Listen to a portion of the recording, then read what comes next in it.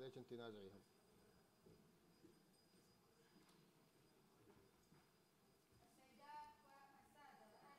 التفضل بأخذ أماكنكم لنبدأ الجلسة التالية. Okay, please take your seats. Thank you all for coming.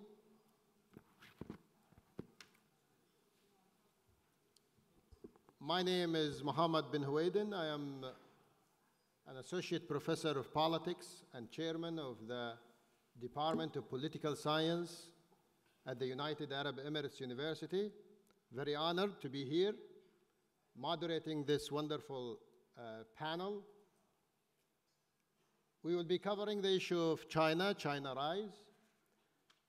The biggest story happening in the world stage is actually the re-emergence of China. And the rise of China has captured the interest of many people around the world, including the previous 2 or 3 sessions. China Rise seems like it's come up every time, because of China Rise will have a great impact on the development and on international security, including this region. In this panel, we have a very qualified people to talk us about the issues of China Rise and to discuss the implications of China Rise, particularly on the international security and on the security and the development of this region. With us today, Dr. Sarah Kirchberger. She is the head of the Center for Asia Pacific Strategy and Security Institute for Security Policy, Kiel University in Germany. And we have Dr. Sonia Lee, Director General of the Research Center for People-to-People Diplomacy from China, and Dr. Zhang Yuan, Director of Institute of World Economics and Politics of the Chinese Academy of Social Science, and Mr. Roy Kamphuisen, Senior Vice President for Research, the National Bureau of Asian Research in the United States of America. Welcome all, and I'll start first. The speaking order will start first with taking the view and the perspective of the Chinese and how China and the Chinese see themselves and their countries in the international scene, and how they perceive the China Rise and the implication of the China Rise on the world and particularly toward these regions. So I will start first with Dr. Sonia Lee. She is in charge of people-to-people diplomacy. That's a part of what we call is the soft power of China. So she can give us her perspective of how China sees itself internationally in terms of people-to-people diplomacy. So please, Dr. Sonia. Thank you. Thank you. Also, first, I would like to thank Dr. Al Katabi's invitation to attend this forum. It's my first time. Very happy. And also, yesterday, we formed a strategic partnership, so we so look forward for the future cooperations. And I know it's, this morning has very intensive panels, which I learned a lot. So just now, we just finished lunch. So I will start my thoughts with a story. Last century is a long time ago, and the late 80s and early 90s, I got a chance to study in the United States. So that is China open, it's like a door policy, open door policy, just started about a few years. So I rent a room in an American couple's family. And the lady, very, very nice. always teaching me how to make a cake. So each time, they have all kinds of measured cups because they, based on the menu, put flowers in the cup, measure based on the menu, and butter put into microwave, and then put into measured cup, measure, and then sugar put into measured cup. So one day, after several times, teach me, so it's my turn. So they prepare all the measured cups, and the flour, sugar, and butter, milk, everything. So I put all the cups away. Start my way. Is try to pour the flours directly to the big pot, and the sugar directly to the big pot without measurement. So at this moment, Mrs. McAllis say, "Hey, Sonia, what's going on? You will mess up." At this moment, I will never forget this picture. Her husband was the president for American Pharmaceutical Association, Mr. McAllis.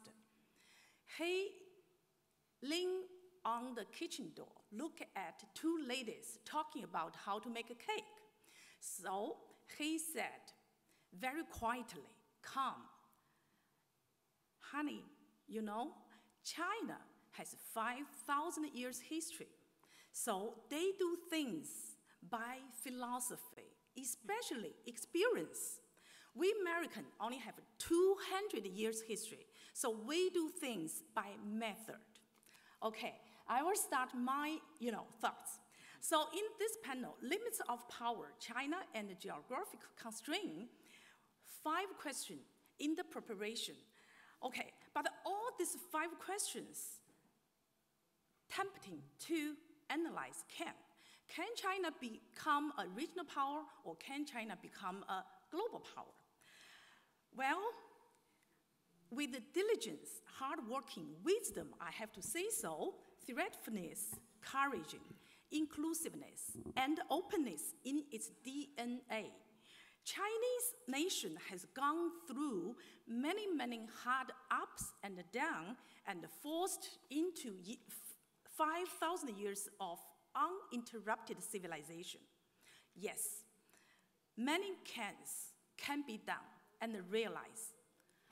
However, I would like to suggest maybe more important and appropriate to know, to discourse, and to understand Chinese culture and its impact upon its mentality, thinking pattern, so as behavior of in what way, rather than just have biased assumption and biased analysis. We all know the Chinese look at the world very different from the West. We see the world as macro system.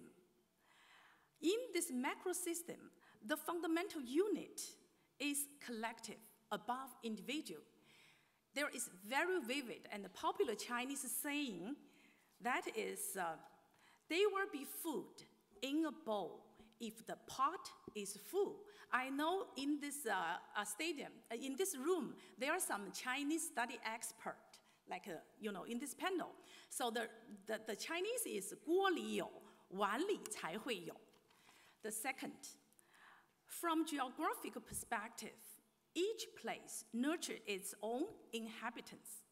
The origin of Chinese culture for 5,000 years mostly is farming culture. And the Chinese believe that a wife, kids, mainly son, and a warm bed makes family life simple, enjoyable, and peaceful. That is, 老婆儿子热炕头. So I'm sure some Chinese experts know this saying.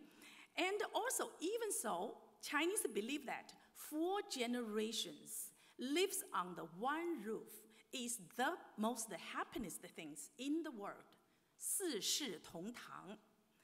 So, traditionally, this culture and the mentality have strongly affected the Chinese perception, thinking pattern, and the behavior, both dealing with domestic issue as well as international issue. As a result, living together peacefully, 相安无事, 相安无事 becomes a philosophy. Therefore, Chinese always defensive, not offensive, not aggressive. I'm sure there are so many professors in this room. Chinese students study abroad, for example, in the United States. We very hesitate to raise hand, ask a question, because we always listen, so not aggressive. Third, from culture perspective, measured or appropriate consideration, 适度 means we Chinese always 讲度 is a fundamental way directing Chinese to be or to do. Even China can become a regional or global power. This philosophy will be followed through because it is the DNA of Chinese culture. Chinese believe that things will develop in the opposite direction when they become extreme. 物极必反. Therefore, if based on Western thinking pattern, zero sum, win or lose, or the law of jungle, no doubt, China will become a threat to the world. Since China has rapidly become the second largest economy, within almost 1.4 billion population in the world, it indeed has potential to become either regional or global power, no matter which one is a threat. Others need to prepare how to deal with it. However, if based on Chinese philosophy or thinking pattern, China should be a contributor to the 21st century for the world win-win direction. Our President Xi Jinping proposed a community with a shared future for mankind, 人类命运共同体. If we translate directly, it should be like we are in the same boat. History of international relations has long been the theme of win or lose, zero sum, the law of the jungle, because Western civilization is built up on this belief. It is true when one believes that human desire knows no bound. We'll all like, for example, air condition. When the summer comes, turn on air condition, right? Rather than Chinese just use fan. So, and when one believes that only 10% powerful ones can control the world, but not share with the civilized life with others. And when one believes that resources on the earth are unlimited. Fortunately and unfortunately, globalization has weakened up those 90%. The situation is dramatically changed. Resources on the earth are realized limited. Human desire are realized to be constrained, no matter civilized or uncivilized, rich or poor, strong or weak, all are in the same boat, facing same situation, and a new way of thinking for live and let live within limited resources is realized needed. Chinese culture, with its philosophy of measured consideration, 适度, or desired constraint, 节欲, and peacefully living together, 相安无事, are becoming an acceptable theme for the 21st century. This is what we understand. 21st century is China century. In other words, Chinese civilization based on its culture and philosophy will make a great contribution to the 21st century, not only in theory, but also in practice, in terms of having joint effort with all the countries to move in a more open, inclusive, balanced, sustainable, constrained, and win-win direction as a community of shared future. Thank you. Thank you, Dr. Sonia. Maybe my question to you is that how do you see China rise? Do you think China is really a regional power or a global power? You mentioned that China culturally is a power. So is it playing this as a regional power or a global power, and how China sees itself? In a minute, please. Okay. In fact, is what is power? Is any like a quantitative measurement, like a Western thinking pattern? We have to measure, for example, GDP over what? Of course, if from GDP, China now is the second largest economy, is power. Okay, maybe, well, moving towards world power. However, China has facing many problems domestically, has many challenges domestically. We still have many poor people. That's the reason we are working very hard to have poverty lifting. You know, this is like a job. Even every month, we have to go to a poor place to help the poor people. So we have a lot of things. Yes. So, and we will come to this constraints later on. But first, let me thank you. And let me go to Dr. Zhang, and the same thing, since you are coming from China.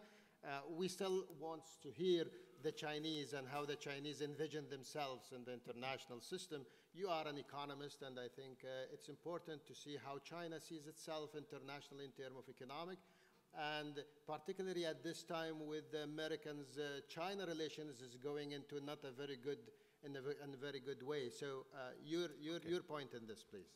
Okay, thank you very much. And first of all, I would like to take this opportunity to extend my thanks to the organizer of this forum. Thank you. And also, it's my first time to attend this forum. I'm an economist, just as our moderator mentioned. So it's different from the majority of the participants of this forum. Now, I'd like to share with you some views from an economist rather than expert of political science.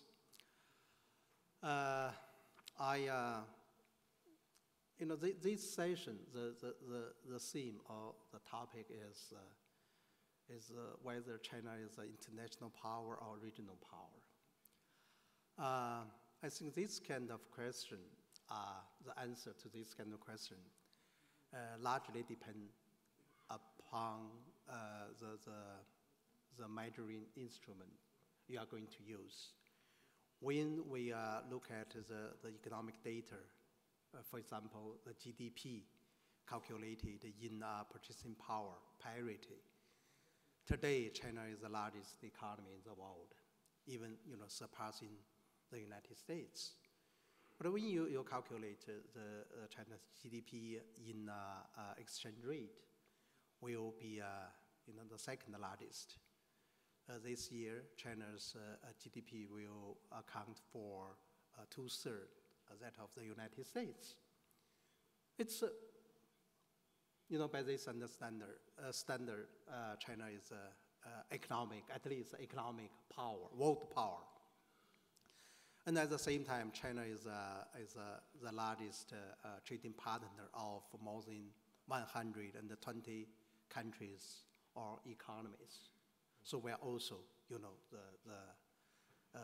one of the world powers. And in terms of population, the size of population, China also, the largest country. Every trifle sin can be huge in China when it times 1.4 billion. We have 1.4 billion people, so it's a huge. But when we look at China in different ways, for example, financially, China's currency, the Chinese yuan, we call it RMB, is very weak. It's the US dollar is the dominant currency in terms of settlement, in terms of reserve, and in many standards, the United States is really the financial power in today's world. So we have many weaknesses, just as my colleague Sonia Lee talked about a couple of minutes ago. So this is the first point I'd like to make. It depends on the measurements you use.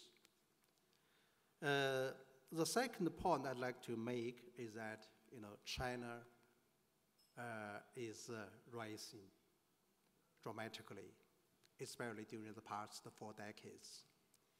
40 years ago, China's per capita GDP was around 200 US dollars. The United States, 10,000 US dollars. We were just 2% that of the United States. But today, we are, 2/3. Fundamental change have taken place during the past 40 years, especially during the past 2 decades. If my memory is correct, in the year of 2005, China's GDP was only half of the, Japan. 5 years later, 2010, China's GDP was equal to that of the Japan. And 5 years later, 2015, our GDP was 2 Japan's. Maybe in 2 years, we'll 3 times the size that of the Japan in terms of GDP. So very fast economic growth in the past 40 years. I think this is the fundamental reason why people view China as a rising power. So no matter, we like it or not, we are a rising power. But to be honest, in China, it's still a debating point. Some economists or some scholars of China do not, accept that kind of, argument, because they think China has a long way to go to catch up the advanced economies in terms of not only the amount of the GDP, but also the per capita GDP. Per capita GDP of China today is around 8,000 US dollars. Look at the United States, look at Japan, even look at Singapore, 50,000 US dollars per year per capita GDP. So there is a large gap between China and advanced economies. So this is the second point I'd like to make. The third, in 1 minute, please. Okay. The third point is relating to the the perception or understanding of foreign observers over the intention of China. China is trying its hard, trying its best to promote the construction of Belt and Road Initiative. I think this is mostly misunderstood by the outsiders of China. So I'll elaborate it later. So I stop here. Yeah. Okay, thank you. And this issue, the issues of the road and the Belt and Road Initiative, many find it that there are some setbacks here. The way it doesn't seem like it's a beautiful way to China, and maybe good to China, but some other countries are facing some difficulty because of this initiative, as some countries are facing some kind of debt trap now. Countries like Sri Lanka, Pakistan is heading that way, Kyrgyzstan, Djibouti maybe, some other countries are facing. So how the Chinese are dealing with this? Are this ambitious program to be a leader in the international system with this initiative, is it really going the right way, or is it finding some difficulty could hamper its development? I'll just take your... Okay, thank you. You touch upon very important aspect of the construction of the BIR, Belt and and Road Initiative. It's true that some observers are very critical of China's activities in some countries such as Sri Lanka. Last December, Sri Lanka government handed over the management in the rights to China's company, and we signed a lease for 99 years. Yeah, it's true. Some people think side. Oh, look at China. It's China is using the almost a similar way with which British colonists used centuries ago. They want to make use of the debt problem to fulfill its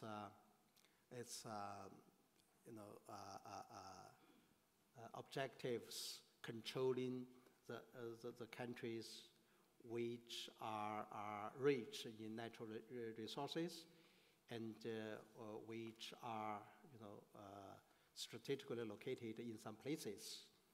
But in case of Sri Lanka, Sri Lanka a port, Tota is the name of a seaport. Yeah. I think, China, first of all, I'd like to emphasize, China is not the biggest creditor of Sri Lanka. China is not the largest or biggest. Okay. And the second, China is not a country that force Sri Lanka to accept a sort of investment in infrastructure. Mm-hmm. It is because we are requested to help them to build up the seaport or airport or railway and so on and so forth. So we are asked to provide assistance to them, rather than we force them to accept some terms. So this is totally different. Okay, thank you so much. So the idea here is that the Chinese sees themselves rising, culturally, economically. Well, the whole international communities agree with that. So now, internationally, how we, the international community, look at China in terms of its rise, and particularly in terms of the international security, is China is really rising? Is it good for the international community or not? And if China, is China rising considered regionally or internationally? So the international perspective on this, after you hear the Chinese perspective on their rise, from you, Mr. Roy, how you see China rising, particularly in terms of security, and playing an important role in this, either regionally or globally. Please. Great, thank you. And thank you, Dr. Ebtissam, for the opportunity to join this forum again. It's my third time. It's a privilege to come back here and to work with your team and to be a part of this distinguished panel. I'd like to address 3 points, but very quickly. The first, we were asked to look at the impact of geography on China's rise. And so my first point is about China's strategic geography. China shares borders with 14 countries, the most of any country in the world, tied with Russia. It has largely settled its international border situation from the establishment of the PRC in 1949, and this represents a great accomplishment for the Chinese state.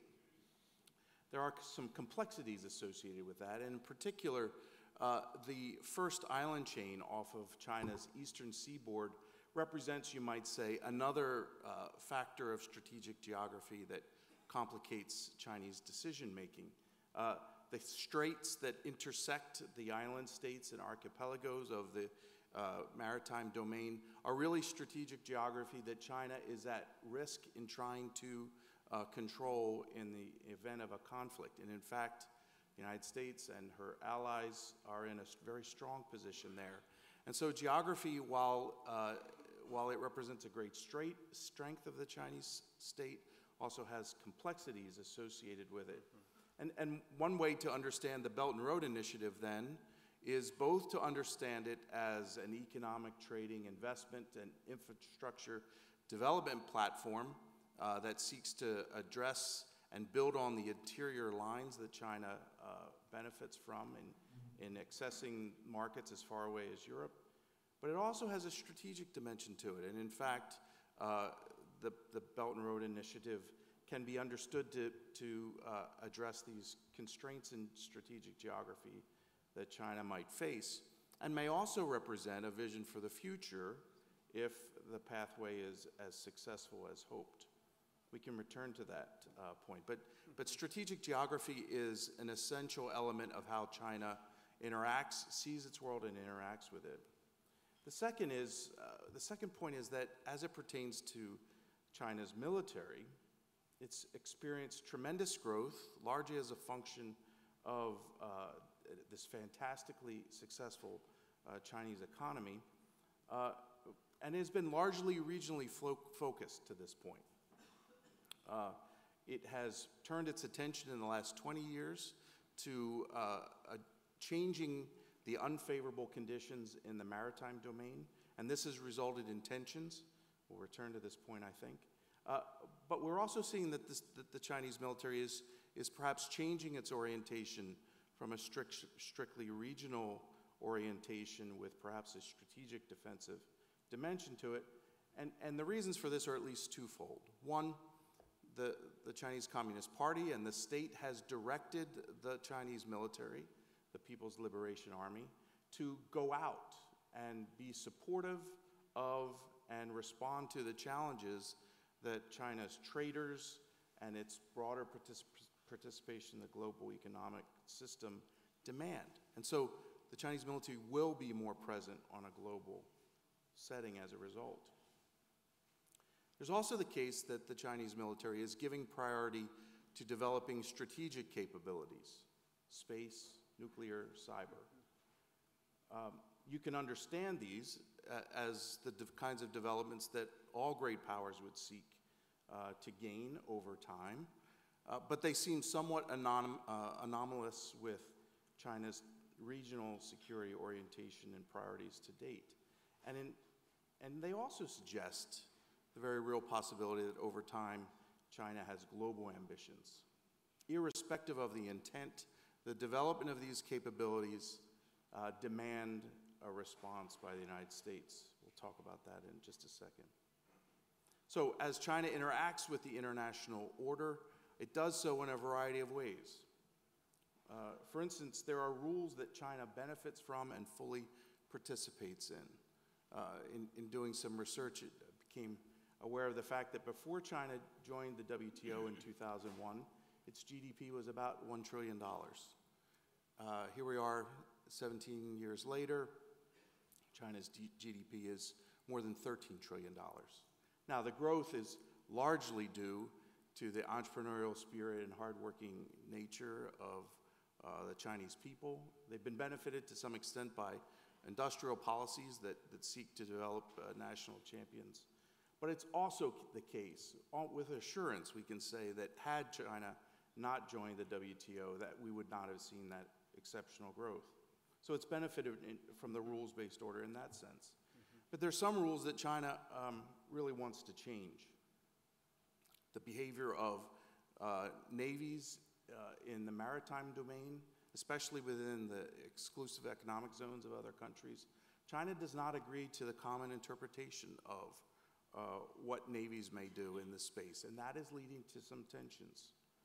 It's also developing new norms with regard to how to do developmental assistance. The Asian Infrastructure and Investment Bank is perhaps a good example, but it is still an example of a way in which China wants to change some rules. There are also rules that China wants to make, and I think these were referred to in the panel before, but with regard to cyber governance, I think this is a space in which China very much wants to take a leading role. Finally, a word on the U.S. response. And Ode asked this question earlier and wasn't really satisfied with the answer. I think a way to think about the United States under the Trump administration is to understand that the U.S. has fully joined a competition with China in all aspects, from security to trade to legal. See the U.S. national security strategy and the response to unfair Chinese trading practices as examples. There is a strong bipartisan consensus that undergirds this approach. I suspect our Chinese colleagues assess that this American return to competition to be long overdue, even if it's not fully welcome. It does not mean that this relationship has to be only competitive. That there also can be elements of competition. But I think we need to understand that this, from the U.S. perspective, is a new normal that we will see going forward. Thank you very much, Roy, but let me ask you the $1 million question. Will China rise peacefully or not? Or will that lead to a conflict, since China is heading toward developing itself militarily as it is now? So in your opinion, will China rise, will lead to a conflict with the United States or not? It's an important and serious question. I think one can overplay the importance of the analysis that emerges from the Thucydides trap line of thinking. There are sober leaders at the top of both the United States and China that understand that a conflict between China and the West, in particular the US, would be catastrophic. The costs would be those we've never seen. And that plays a very important deterrent role on both the behavior of the United States and China. So at one level, I would argue the rise is likely to be peaceful, but in some circumstances, there could be very strong competition up to the level of conventional conflict. And in fact, there's strong arguments made that what we see in terms of Chinese military and Coast Guard behavior in the East and South China Seas is an example of a gray zone competition that's short of full-scale conflict, but is still very much within the realm of a very competitive environment. So that may make us conclude that China rise maybe be partially peaceful rise, not completely peaceful rise. Dr. Sarah, I'll come to you now. You're coming from Europe. Europe and China is very much have a good relations, and I want to take your perspective on the Europeans' opinion and perspective of Iran on China rise. So please, can you? Thank you. Yes, I too would like to thank first Dr. Ebtisam for having me and hosting us all here in this wonderful setting. Thank you. Yes, indeed, I come from Europe, and I must say we do share in Europe, within the security circles, a lot of the perceptions that Roy Kamphausen just outlined.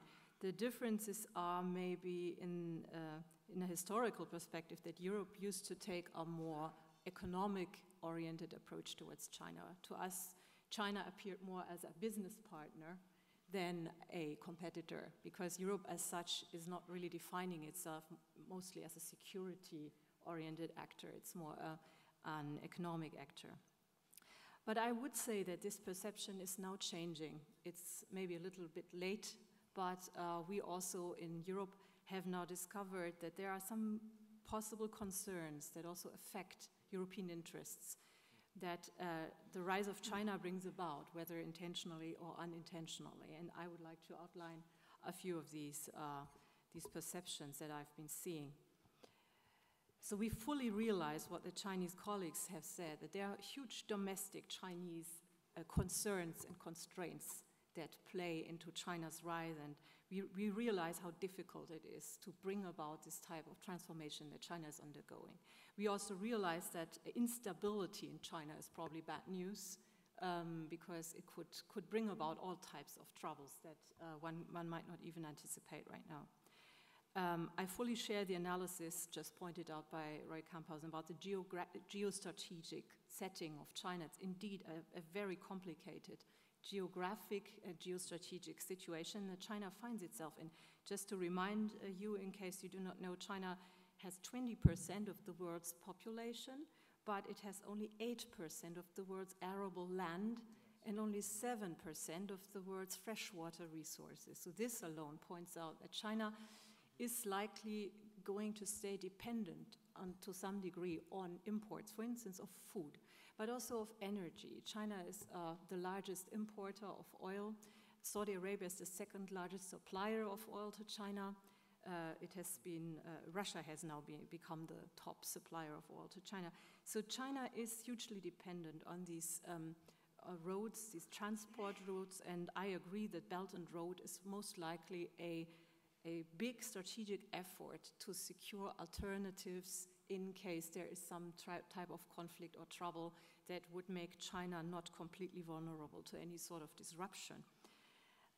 So we can completely appreciate these facts, but nonetheless, the Belt and Road Initiative particularly has raised a few eyebrows in Europe because it came along with some, you could say, rhetoric of a new type from China, for instance, in the form of the China 2025 initiative that seemed very confident that China would very soon be able to not only challenge or compete with European, for instance, tech industries, but maybe replace them altogether, which would almost make it seem like the aim is basically to unsettle the basis of European wealth and prosperity. So this is what particularly I think hit home in Germany, which is the technology industrial powerhouse of Europe. And I know this from conversations with business leaders in our large companies too, and our association of industries, that they have really changed their perception of the Chinese market in terms of thinking that it's maybe a bit dangerous to become too dependent on the Chinese market, and that it might be wise to diversify one's relations with other markets, such as India perhaps and others. So this is one part of the concern. The other part is that in the wake of BRI and China 2025, we've been seeing investments in European strategic industries of a potentially strategic nature. And this is also something that has given rise to concerns because of the warming relations between Russia and China, and the fact that Russia is the prime security risk from the perspective of the Europeans. So we are part of NATO, and NATO is, of course, traditionally the main objective of NATO has always been to contain the Russian threat. So China and Russia cooperating more in a strategic sense, of course, brings about, from a European perspective, some security concerns. We've been seeing from Russia a lot of so-called hybrid warfare against critical infrastructures and against political institutions and so on. And in that context, of course, if a Chinese company like Huawei wants to invest in networks and grids in Europe, of course, the idea that people then have is, well, what if we let this happen and create a potential attack vector in case there should be some sort of, new Cold War type scenario. So that is these are some of the concerns that you hear a lot in Europe right now. So I think this is something that China also maybe needs to take into account. And actually, I think when I look at the Chinese pronouncements lately, there has been a certain shift. So there has been a little bit of a rollback coming round again to a more friendly rhetoric and not so much a we are already almost the leaders in every field. And in fact, President Trump's unconventional methods of conducting the trade war, when he decided on these sanctions against ZTE, that was one event, maybe you recall, ZTE almost had to close down operations because the United States decided not to grant export license for certain components, semiconductor. And this exposed the fact that, in fact, the supply chain of many Chinese key industries is still dependent to some degree on foreign components. So this was maybe good for everybody to see that in reality growth can only happen if people choose to cooperate and if conflict is not the prime driver. So maybe to sum up my remarks, I think from a European perspective, we of course watch with great interest and also concern the emerging great power rivalry between China and the United States, because it's of course massively important also for Europe. And a particular concern for Europeans is the fact that China does indeed seem sometimes to try and bend the rules where they don't fit Chinese interests. For instance, in the arbitration award scenario in the South China Sea. That is something that Europeans, who traditionally place a lot of weight on the rules-based order, were very alarmed. And then China has been using the Belt and Road Initiative to create a mechanism called 16+1 in Europe, which was interpreted by some people in Europe as an attempt to divide European nations and make them, stop them from cooperating or convert some of them to become vehicles of Chinese interests in Europe, which is also something that has alarmed European leaders. And finally, I think already mentioned that the Russian-Chinese cooperation is a gray area that's not very clearly understood in Europe right now. It's being watched. There's different interpretations of what it means. But the fact that we've been seeing Russian-Chinese military exercises in the Mediterranean Sea and in the Baltic Sea, and high interest of China in developing the Arctic region, for instance, these are indications that Europeans need at least to be fully aware of what is going on, and also probably concerned about the strategic implications that it could have. Thank you, Dr. Sarah. But the very strange thing is that despite all the things that you mentioned, the worry that in Europe, but still the European governments are actually supporting the Belt and Road initiatives and all the things that coming around that, from the AIB to so many other funds, they are part of it. So you illustrated that there are some worries, but at the same time, officially, they're actually supporting the Chinese in their initiatives, and they're making themselves away from the Americans, which are actually supposed to be sharing with the European the fear of the Belt and Road Initiative. Well, I'm not sure one can say that the Europeans fully support the Belt and Road Initiative. I don't think that is the case, actually, because there was a moment where the Europeans were called upon to fully endorse it, and they did not. So we have basically, I think, mostly two countries in Europe, it's Hungary and Greece in the European Union, who are very in favor of the Belt and Road because they're benefiting from it massively. But the other governments in Europe are not of the same opinion. And in fact, we have a new European connectivity strategy that is currently being developed. And this document, if you read it, it seems to be almost something like a counter-initiative to the Belt and Road.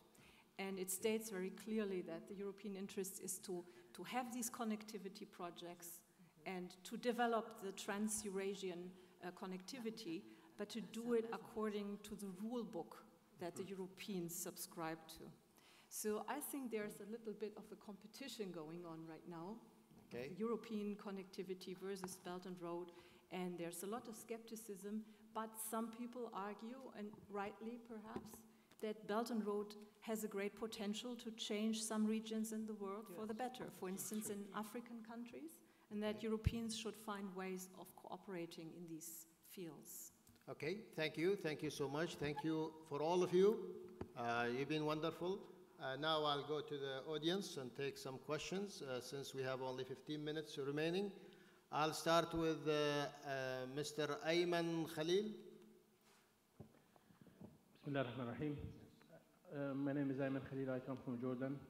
Sincere thanks and appreciation to EPC. I don't see you. Can you raise your hand, please, somewhere? Okay. Sorry. So thanks and appreciation to Dr. Ibtisam and her team for skillfully managing this important event. Just to add in, I think an important dimension that has not been addressed by this panel is basically China's nuclear diplomacy. China is now extending its nuclear arms to the region, setting its terms and conditions with countries like Turkey, Jordan, Algeria, and now in a stage of nuclear flirting with Saudi Arabia throughout the huge project of excavating uranium throughout Saudi lands. But with that being said, I turn to the Arab-Israeli conflict, or the Middle East conflict, or the Palestinian-Israeli conflict. And my question to the panelists is basically, with the absence of a neutral mediator and a fair mediator in this part of the world, to what extent you would see China intervening positively as a peace mediator between Arabs and Israelis? Thank you. Thank you. This is a wonderful question. It's always really concerned me. When we talk about the Americans, we say they are not an honest broker. When we look at the European Union, we say they are not an honest broker. When we look at the Russians, we say they are not an honest broker. The only country is eligible for being a real and honest broker in the international community, at least to this region. I can't think of any other than China. But why China is not playing this role? This is questions to my Chinese friends to answer.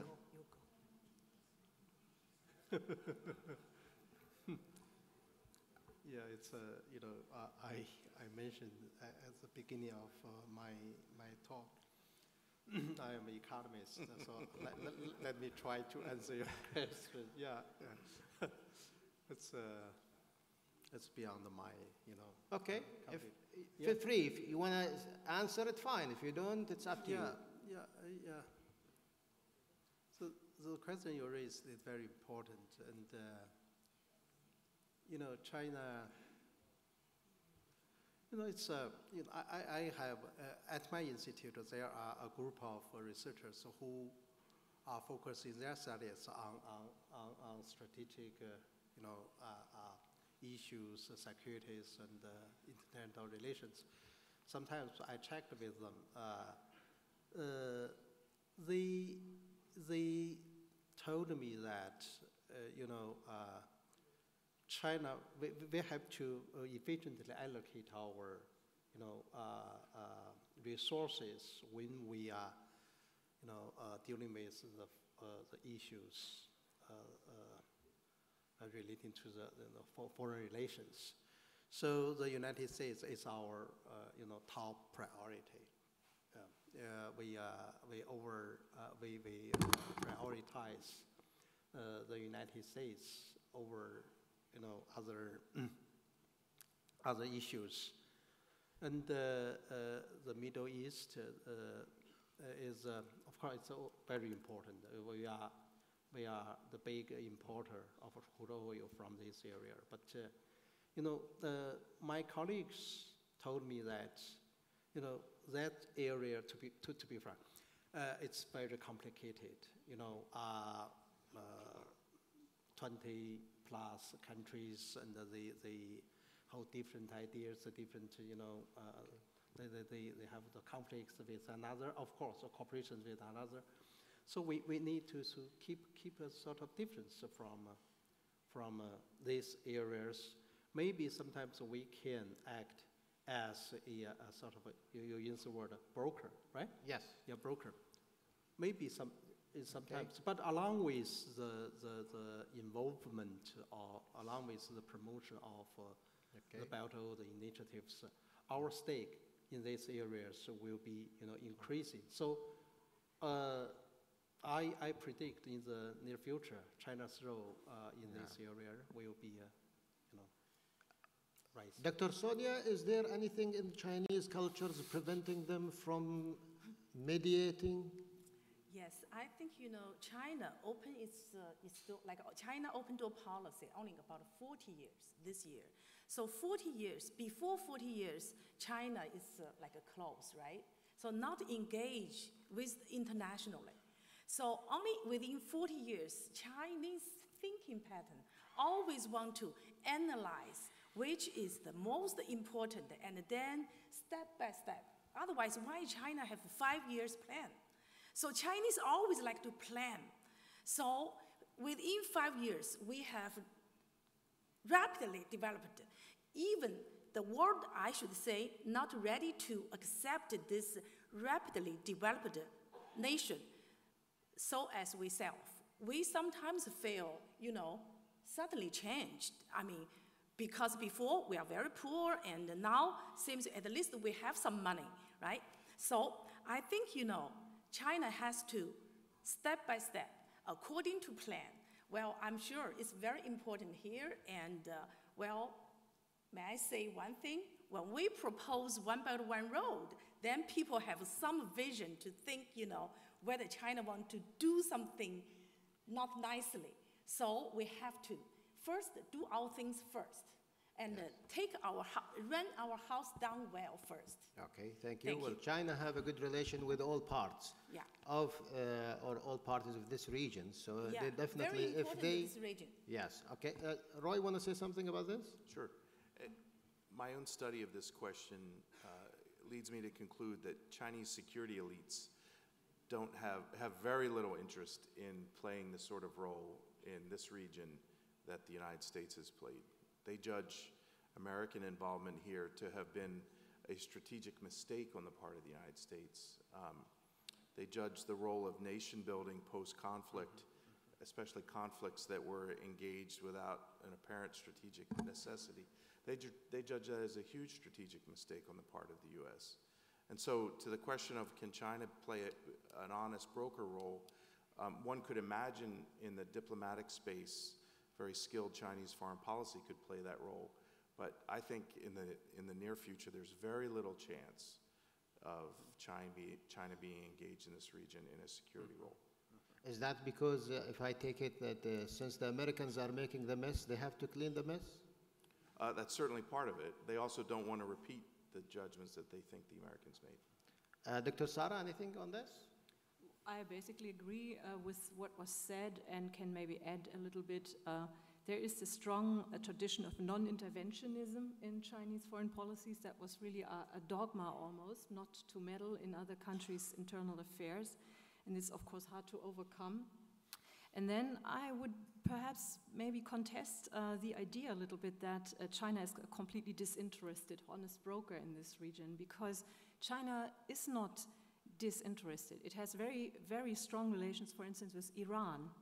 And this relationship encompasses some strategic military technologies, for instance. So China has a good relationship with Iran, and this means that, of course, countries that have problems with Iran, China would not be perceived as neutral necessarily. And to add to this, China has sort of backed Russia in most of its activities in terms of voting with Russia in the United Nations Security Council, or abstaining from vote but not condemning anything that Russia did. So I would think that China is holding back, as Roy Camphausen said, not in order not to get entangled in problems that China cannot solve and that would cost China, also for traditional reasons. But I wonder whether if China became more active, if it would actually turn out to be, as you said, an honest broker type of thing, or whether China would then begin to use its personal Thank interest. you. Good. Dr. Dhafar?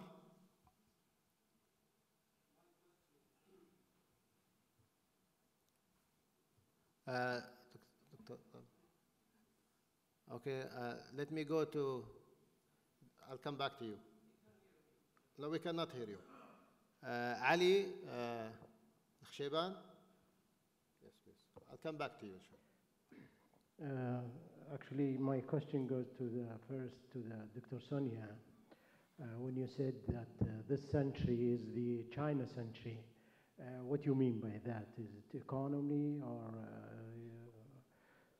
what kind of expression that he pushed you to say that this century is the China century? The other question for the guys from Europe and America about the, as you see the growth of, everybody sees the growth of the China, who should afraid first? You guys in the Western or our region? Because this is the game of the conflict that could happen between China and Western. The game it's going to take place in the Middle East. So who should be afraid first, you or us, and how we can face this? If there is any kind of dangers that China could make to the region. Thank you. Thank you. Doctora I think, Sonia? this is, my, how to say, explanation basically is, I think, when we realize the resources on the earth limited, because, for example, in last century, about 20s or 30s, the refrigerator and air condition was produced, but mainly used in the Western world. Well, I would like to make a very simple example. For example, in China, when we have a meal, 1 chopsticks, 1 bowl. If get together family, 6 dishes, that's it. Okay, for the civilized life, maybe we didn't realize, for example, when we go to the dinner or what, the plates, even if we go to buffet, we have to take 1 plate to get the food. When we finish this one, we will go again. We cannot take this dirty plate. We will leave it. And the waiters or waitress will take away. So we will take another new plate, right? Count it. This is resources consumption, because all the plates, in Chinese way, is 1 chopsticks, 1 bowl. That's it. And for the Western style or civilized style, maybe 6 or 7 plates. And then go to the dishwasher and with the, the cleaner. And then the water with cleaner polluted. So it's again, this is the process. Now, globalization make all people realize when summer come, winter air condition, rather than use fan. In the, automobile in China, all automobile, right? And so this is a modern life. But before, if only about 10% people on the earth, like a civilized life, it's okay. But now, more people waken up, think it's so good, civilized life. Problem come, resources become very realized, limited. This is 1. Number 2, the human desire, want to have a civilized life, has to constrain. So, what I mean, the 21st century is China century, is the philosophy. Chinese philosophy, because 1 is appropriate consideration, 10度, not go too extreme. Number 2, desire constraint, 节欲. So this is mean and plus living together peacefully, 相安无事. This is very common philosophy for Chinese. So because we were facing all this limitation, so we need to constrain and to living peacefully. We are in the same boat. Okay, this is what I mean, 21st century. Then understanding China will require us to understand its philosophy. Yeah, very important. 5,000 years. I'll go to Roy and Dr. Sarah about the second part of the questions, if you have anything to... Well, I think if it really came to that, if it came to an actual fighting conflict, kinetic conflict, then this would have massive consequences for everyone. It would, the whole entire world economy would be suffering hugely, and it's really a scenario that I think nobody can hope to see and even contemplate. But as a worst case scenario, one should, of course, consider its implications for every region. Given the geographic proximity or non-proximity, I think the Middle East would not necessarily bear the brunt of any sort of fallout.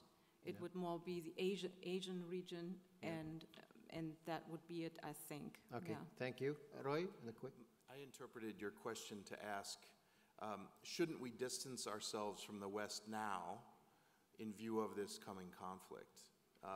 And I would submit in response to that, that in a changing international system, it's best to operate in partnerships with many countries, like-minded, as well as partnerships that maybe are out of an interest-based approach. And so in that sense, the worst thing to do would be to distance yourself from the US and the West.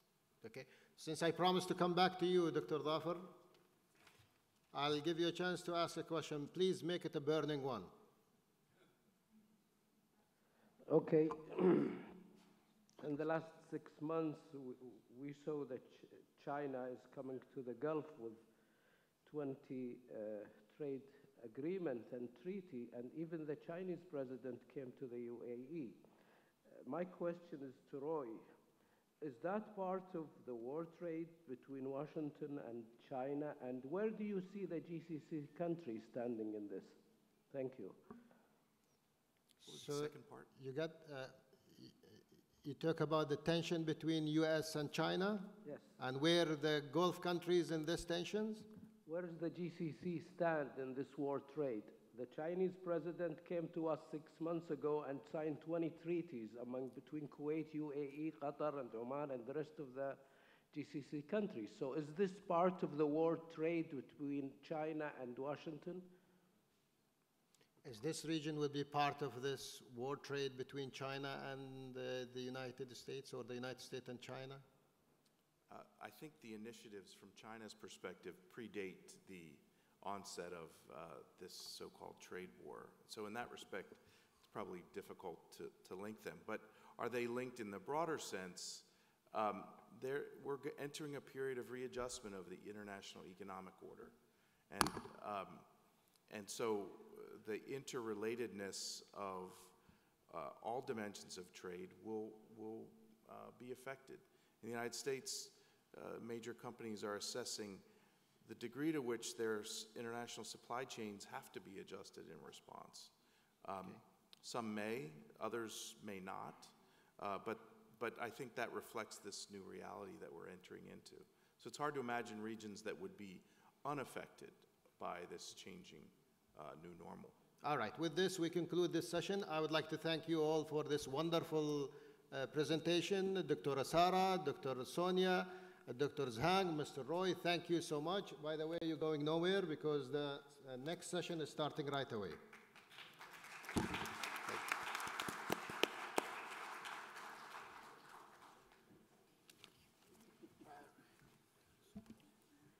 Europe panelists, please make yourself ready to take your places on the stage.